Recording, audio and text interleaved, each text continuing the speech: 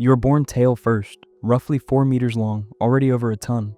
Your mother carried you for 14 to 16 months, one of the longest pregnancies of any mammal. The moment you're out, you have seconds to reach the surface for your first breath. You can't swim well yet. Other females in the group swim beneath you and push you up. Without them, you drown before you take a single breath. Your mother's milk is nearly 36% fat, thick enough that it doesn't dissolve into the water before you get it.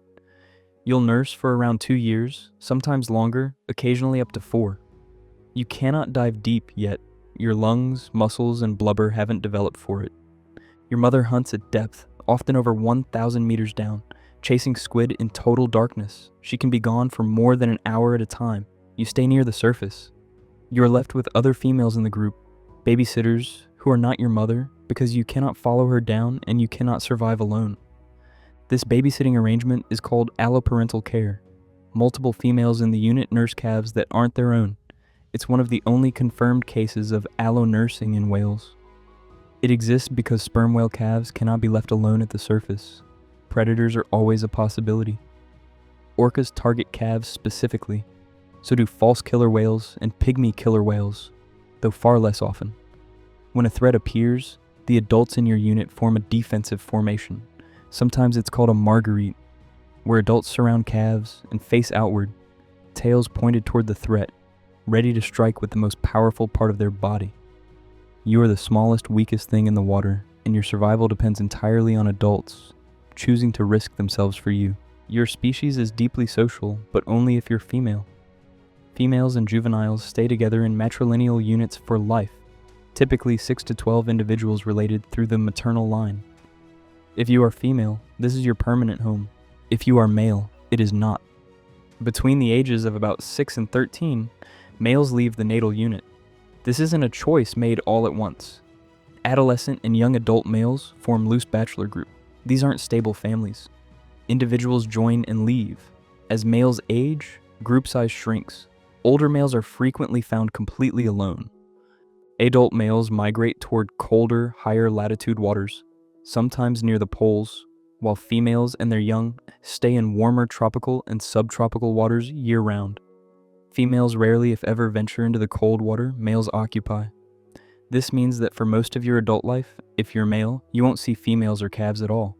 You'll return to warmer breeding grounds only periodically to mate. Mating itself is competitive. Large males compete for access to female groups, and body size matters. Older males can weigh over 40 tons and reach lengths of 18 meters or more, nearly 3 times the length of adult females, who typically max out around 11 meters. This size difference is one of the most extreme of any whale species. Males keep growing for decades, well past sexual maturity, because larger size means more mating opportunities. Calving intervals for females are long, typically 4 to 6 years between births. Combined with a pregnancy of over a year and a nursing period of multiple years, a single female might only successfully raise a small number of calves across her entire lifetime. There's very little room for error. If you made it this far, consider subscribing for more stories about these fantastic creatures. While you're growing, your body is undergoing changes almost no other animal on Earth needs to deal with. Sperm whales have the largest brain of any known animal, over 7 kilograms in adults, but brain size isn't the reason for the name. Your species is named for spermaceti, a waxy, oily substance found in a massive organ in your head, taking up a huge portion of your skull. For centuries, whalers assumed it was semen. It isn't. It's used for buoyancy control and possibly for focusing sound during echolocation. Documented dives reach depths beyond 2,000 meters, and dives lasting over 60 to 90 minutes have been recorded. To survive this, your body collapses your lungs on the way down, your heart rate drops dramatically to conserve oxygen, and blood is redirected away from extremities toward vital organs. You store oxygen not just in your lungs, but in your blood and muscle tissue, using a protein called myoglobin, in far higher concentrations than most mammals. At these depths, there is no light. You hunt almost entirely using echolocation, producing some of the loudest sounds of any animal alive, reaching over 230 decibels underwater. These clicks aren't just for finding food. Some researchers believe the loudest clicks may be powerful enough to stun or disorient prey, though this is still debated. Your primary food is squid, including giant and colossal squid living in the deep ocean, Hunting means descending into crushing pressure, complete darkness, and near freezing temperatures multiple times a day for your entire adult life. Scars found on sperm whale skin, often in circular patterns from squid suckers, show that these hunts aren't always one-sided. As a calf, none of this diving capacity exists yet. Your first dives are shallow and short, and it takes years of physical development before you can descend anywhere close to the depths adults reach. Until then, your survival is entirely tied to staying near the surface, near your unit, and being protected. Beyond natural predation, your species faces threats that didn't exist for most of your evolutionary history.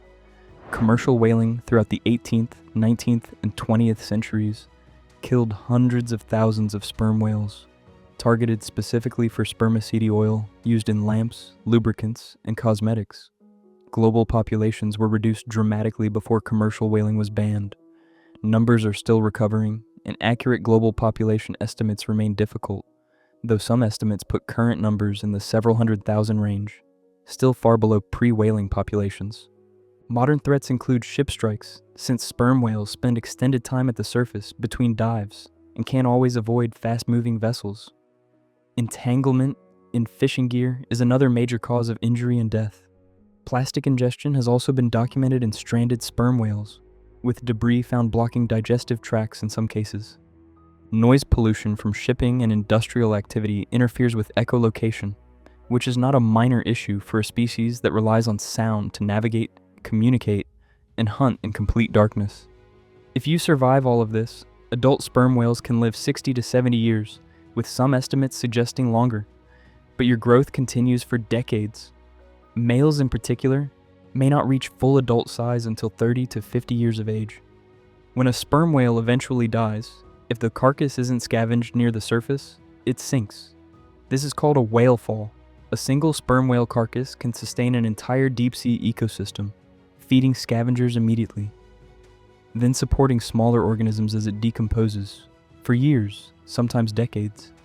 So from birth, you depend entirely on other females just to breathe. You're separated by sex for most of your life, either staying in a matrilineal unit forever or leaving it permanently and living largely alone. You reach massive size only after decades of growth.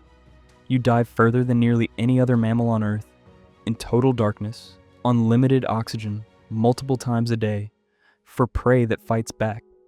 And after being hunted to the edge of extinction by an entirely different species, your final contribution, even in death, is feeding an ecosystem you'll never be part of again.